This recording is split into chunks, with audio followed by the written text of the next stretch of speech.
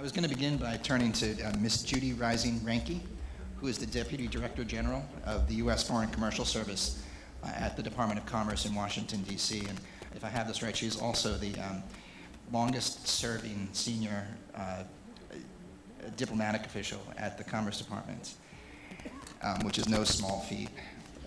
And so, Judy, I wonder if you could describe the opportunities that you see to be global in the digital age, and then maybe some of the challenges, and how economies and governments can address those challenges.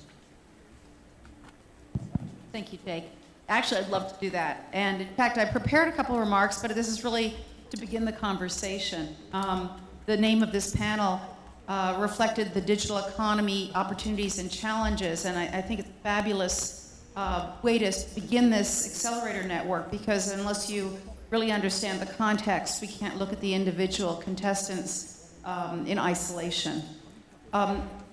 First of all, thank you for including me. I feel a little out of place. I'm not an entrepreneur like many of you in the audience. I'm a government official, but I'm one that very much deeply appreciates what you're doing to grow the future. And I certainly hope that for my part, for my government's and my department's part, we can do something to help you succeed in a exciting digital future.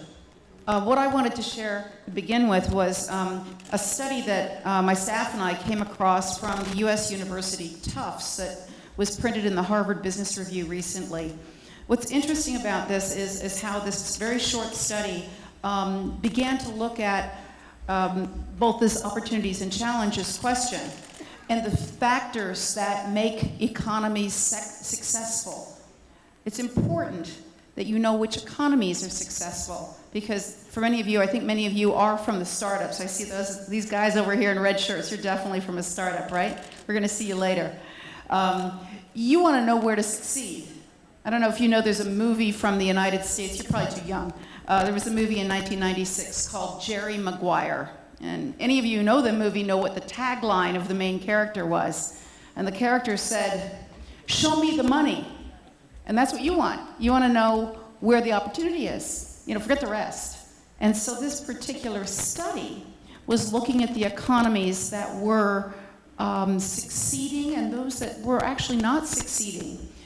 They were recognizing that the growth of the 7 fastest growing emerging markets, which are China, Brazil, India, Indonesia, Mexico, Russia, and Turkey, those 7 emerging markets now are larger than the G7 in terms of purchasing power parity. Show me the money, right?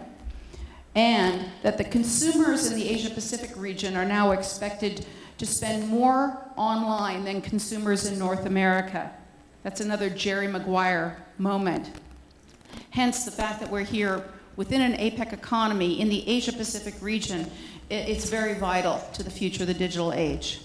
The Tufts team also found another Jerry Maguire moment. It was how economies are overcoming challenges. They gave a good example, and I like this one, so I thought I'd throw it out to you. They looked at the startups in India, and I think we do have a few Indian contestants in the startup challenge here the next 2 days. Now, you're familiar with some of these big names that are coming out of India, Snapchat and Flipkart. I mean, remember a decade ago? Never heard about that. This is part of what you're saying. It's happening fast. But in the summer of 2014 alone, $3 billion in private equity flowed into India to just 200 startups. That's a huge amount of money. So following the money means something. It means that you should be following where the big money is going. It's another way to find success in the digital age. I worked and lived in India, so I actually know what a challenge it can be. And the example that the Tufts study looked at is, how can you be successful in the digital economy, in a market where 90% of transactions are on a cash basis? It seems like it wouldn't work in the digital age. And yet, small and medium-sized businesses, startups in India, are finding a workaround.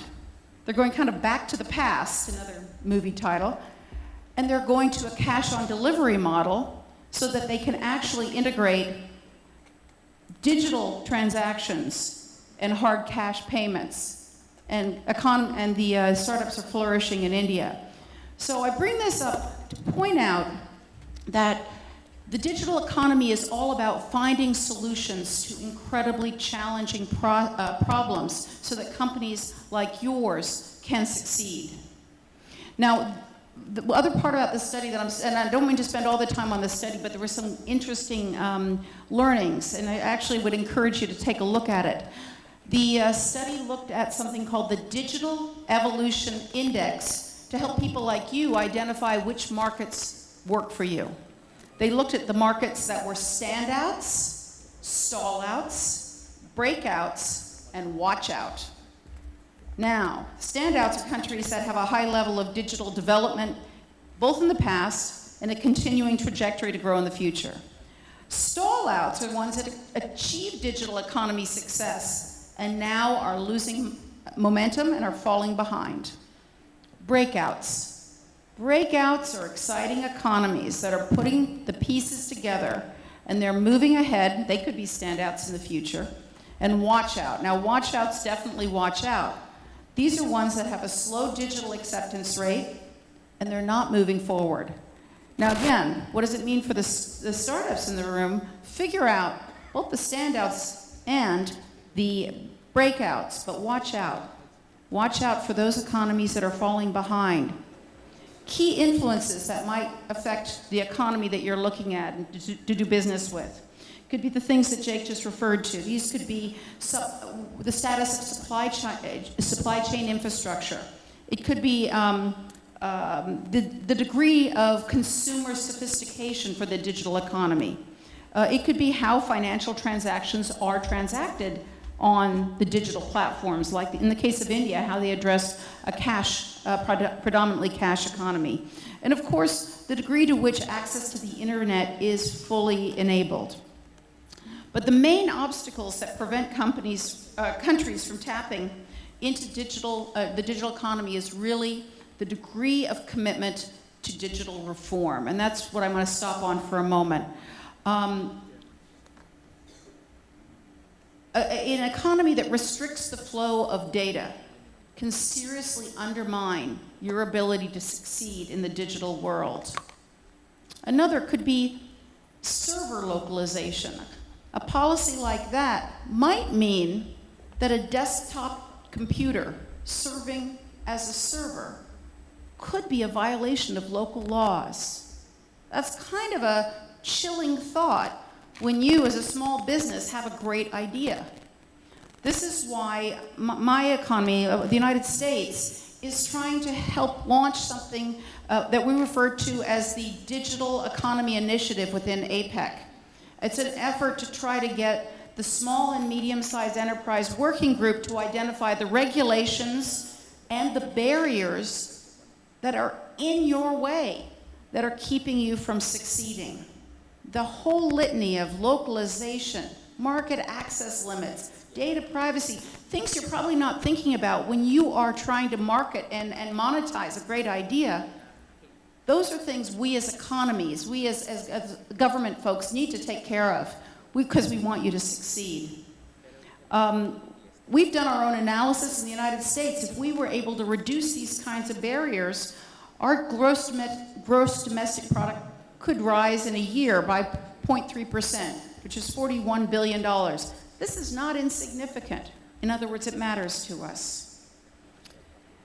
But we do want this kind of digital liberalization to occur in all APEC economies. It's not just about the US. Now, I'm going back to that digital evolution index so that I can turn the mic back to you, Jake. I'm guessing you probably want to know where the United States falls. I'm just kind of guessing that because it's intriguing, and that's why I asked you to take a look at that little study that was in Harvard Business Review. I am proud to say that the United States does fall into the standout category, so I'm excited.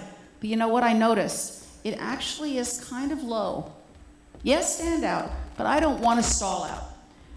And of course, none of your economies would want to do the same. So let me just comment and turn this back to you, Jake. We are still seized with the idea of improving our digital economy credentials. Just this month, my department released an e-commerce guide to help small businesses understand how to put up an e-business and how to succeed. We're also in the planning stages for a digital economy e-commerce lab. The details are to be announced within the next couple of months, but it should be a platform to help small businesses get guidance. I would encourage such steps for every member of APEC in order to ensure that your companies know where to turn for help. I want to thank Chinese Taipei for being the first economy to echo and endorse the digital trade initiative that I referred to earlier. I thank them for that. I also want to thank Chinese Taipei for being the host of the APEC Accelerator Network. What I expect here is that small businesses can go back to the business of innovating, creating new ideas, and creating the future economy. And we, the government folks, we're going to let you do that by ensuring that you have free and open digital markets. So that's how I want to start the conversation, Jake. Thanks very much.